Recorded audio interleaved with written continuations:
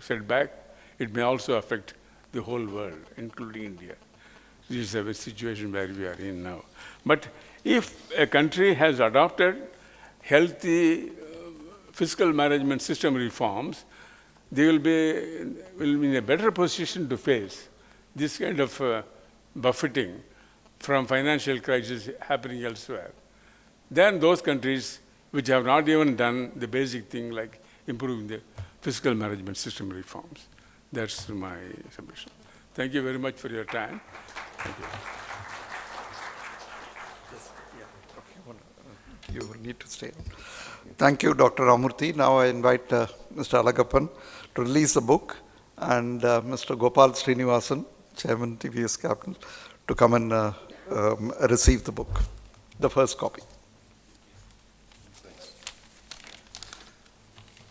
Thank you, Ms. Mahalingam. Gentlemen, ladies and gentlemen, this evening we are discussing the effects of the current budget in our economy in terms of growth, inflation, and job creation. Glancing through this book, How to Fix Weak Governance and Obsolete Systems, one gets inner knowledge as to the governments don't really disclose the total fiscal health and an excuse to putting in systems to ensure greater accountability and transparency.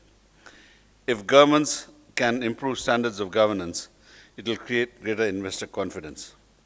The purpose of this book is to highlight the importance of having sound and dependable fiscal system that draws the attention of the government and the citizens of the country, and also the international investors to real state of a country's fiscal health, its ability to achieve its economic goals, and the magnitude of fiscal balance and public debt without time lag.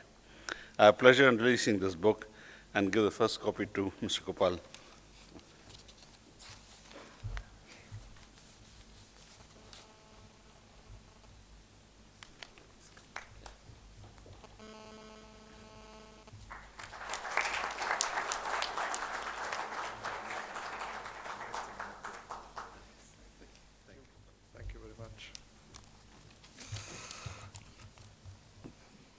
Thanks, Dr. Ramamurthy. Thanks, Mr. Alagappan. Thanks, Gopal Srinivasan. Now we get down to the main event of this evening, Budget and Market 2015, Hype, Hope, and Reality. We coined the theme much before the budget presentation. It was sometime in January 2015 when we coined this theme. At that time, there was much expectation, and we felt that the government will come out with some bold approach to kickstart the economy, which was seen to have slowed down, although the new way of calculating the economic figures said otherwise. We coined the theme before AAP's landslide victory in Delhi elections happened. There were worry that government might go slow. Businessmen like Deepak Parekh voiced the feeling that the ground reality has not changed at all, and it was as difficult as in the old so-called old bad days of UPA government to do business. And therefore the question is, has the budget brought about the required change? Stock market has not toned down its enthusiasm. Sensex has not fallen from the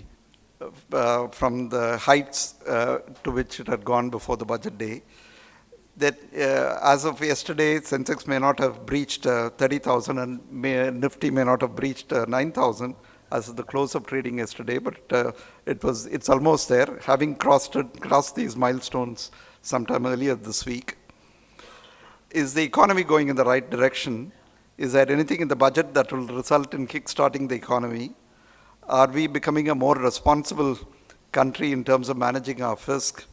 Is the RBI continue to play ball? It has already done so in reducing the interest rate. Are we creating the conditions for a more inclusive growth? Is the budget going to promote the three big announcements of the Prime Minister, Swachh Bharat, Make in India, Skill India? And of course, is Achhe Din really coming?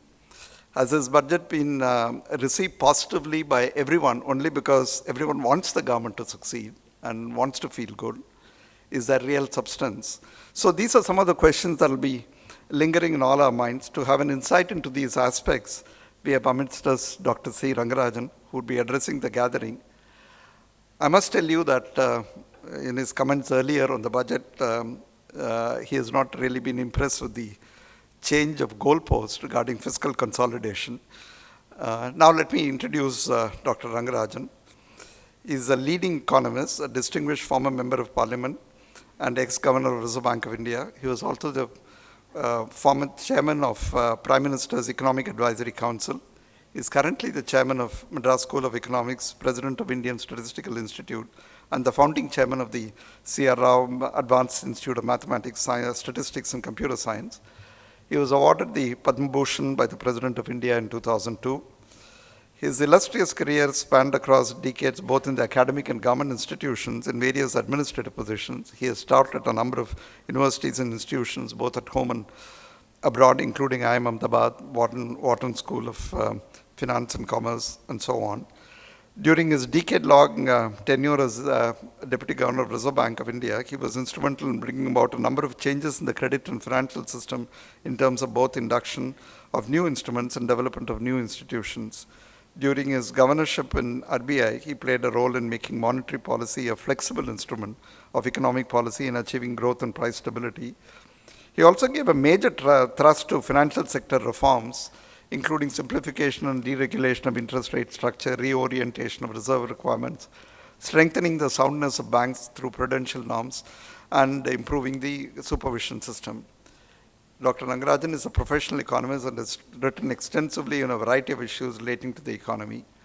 Sir, it's a privilege to invite you to deliver the keynote address.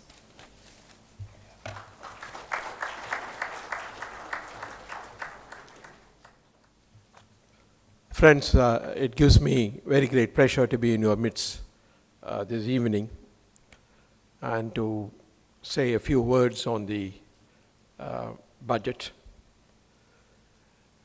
I also congratulate Mr. Ramamurthy on the book that he has brought out. It is extremely important that the fiscal system reflects exactly what is happening within the system, within the government, so that we can all understand and draw appropriate lessons regarding the way in which the fisc is being managed.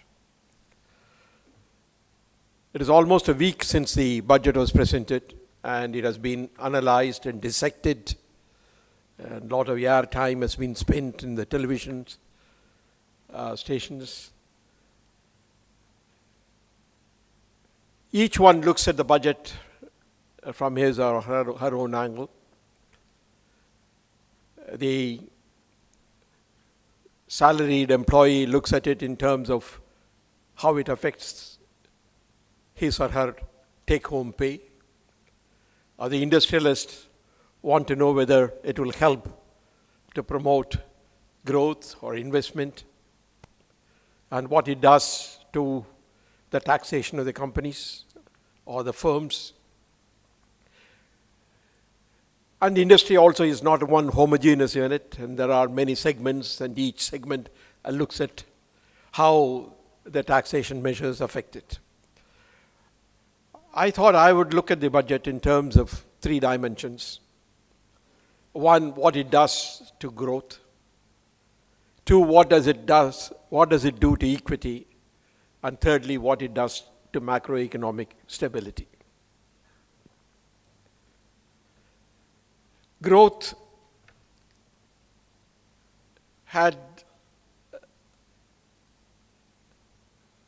gone through a miraculous change because of the change in data. Until about 3 weeks ago, we were all thinking that 2013-14 was a bad year when the economy hardly grew, and it was less than 5%. Suddenly, we are now told we grew actually at 6.5%.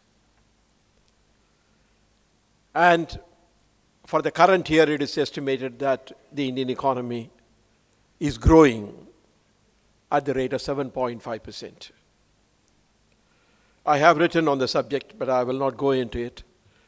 there are many complications in using these numbers. Without the Central Statistical Organization giving us the back numbers for the years before 2011-12, we will not be able to say really a continuous story.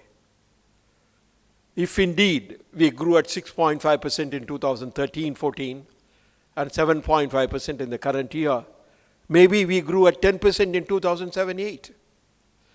According to the old numbers, the Indian economy grew at 9.3% in 2007-8. The very highly cherished double-digit inflation, double-digit growth, we might have already achieved in 2007-8. But nevertheless, growth is a concern. And therefore, one wants to look at how this budget helps the economy to grow. What are the two factors which contribute to the faster rate of the growth of the economy? One is investment, and the other is the productivity of capital. The two together determine the rate at which the economy grows. If, for example, the economy invests, let us say, 36% of the GDP, and if the incremental capital output ratio, which is really the efficiency of capital, is 4:1, then the economy will grow at 9%, 36 divided by 4. Therefore, one needs to look at both the level of investment and the efficiency with which the capital is used. In fact, one of the concerns in the earlier period, with the earlier numbers, was that the decline in the output growth was stronger than the decline in the investment rate, indicating thereby a decrease in the efficiency in the use of capital. Now, that decrease in the efficiency in the use of capital happened because of a variety of factors, including what we now call the stalled projects. If projects take a longer time to complete, then it actually leads to a higher incremental capital output ratio. Now, let us look at the budget from this angle and see what it does in order to stimulate economic growth. There is some recognition that there is need for public investment to pick up, and therefore the budget must invest more in terms of investment even on government account. The second, of course, is what does a budget do to facilitate private investment? Now, looking at the first thing of the government's own investment in order to stimulate investment, in order to stimulate growth, the emphasis that is coming is that the government has to play a bigger role in relation to infrastructure, and therefore the government must come forward and invest more in the area of infrastructure.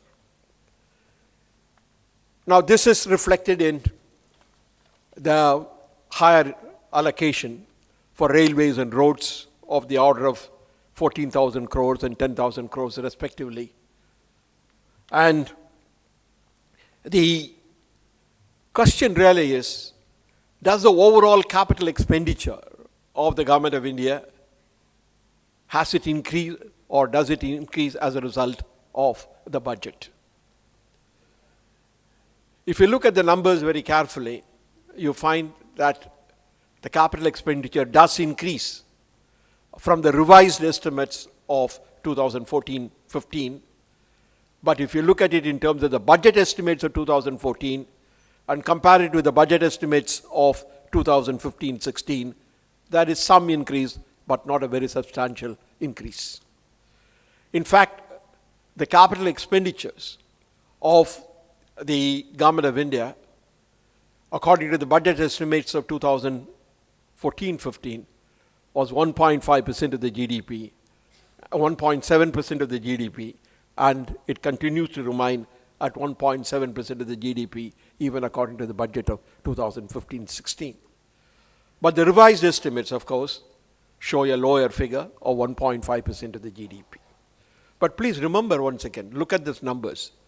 1.5% or 1.7% of the GDP, which is all what the capital expenditure of the government of India mean, is not really such a big number.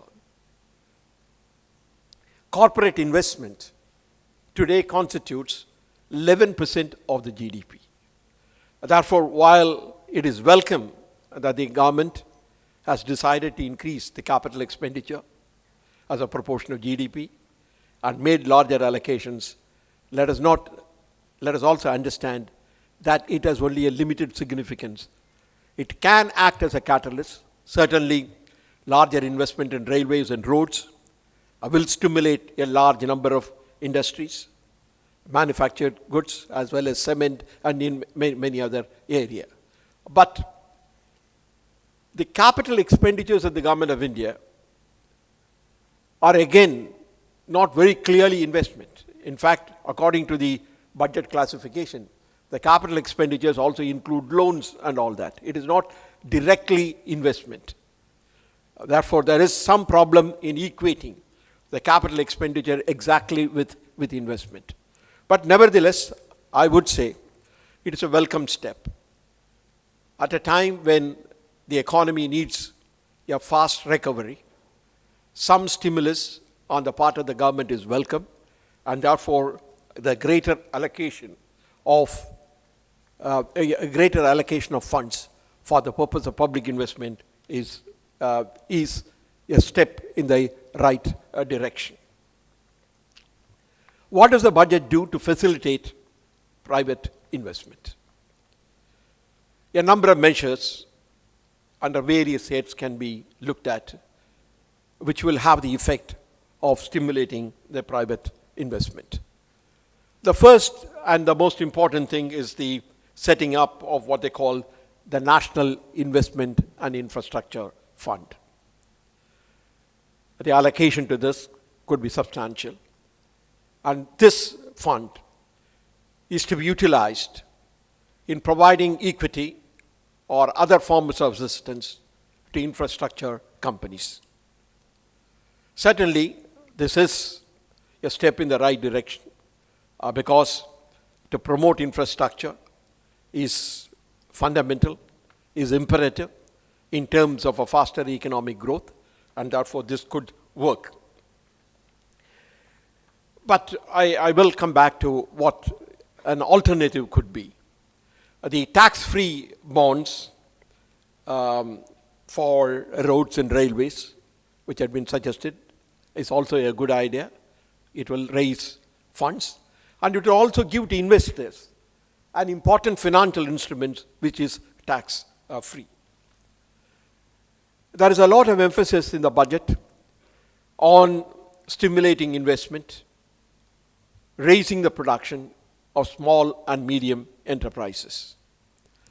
And as a consequence, and in order to achieve that particular objective, the budget provides for the setting up of a bank, which they call it the Mudra Bank, in order to help small and medium enterprises. Now, of course, it is common in our country that whenever we face a problem, we either set up a committee or set up a bank. As you may recall, last budget set up the Mahila Bank. And this time they have set up the Mudra Bank. There is no, honestly speaking, there is no objection to the setting up of the bank, but for a new bank to be set up and to become active, it takes years because the institution itself will take some time for being set up and then begin its operations. I have always thought that an alternative would be to go back to the system that we had prior to 1991. And that is, we had 2 or 3 important long-term institutions That is, institutions providing long-term finance to manufacturing as well as to infrastructure. We had IDBI, we had ICICI, we had Industrial Finance Corporation. And at the state level, we had state finance corporations and state development corporations. In some states, they are called by different names. The purpose of those institutions was primarily to provide long-term capital, long-term funding to the institutions. As part of the reform process, we moved on to the system of what is called universal banking. That is, the same institution will provide credit both for long-term and short-term. As one of those responsible for changes at that particular time, I plead guilty to having done that, namely moving on towards what we call the universal banking system.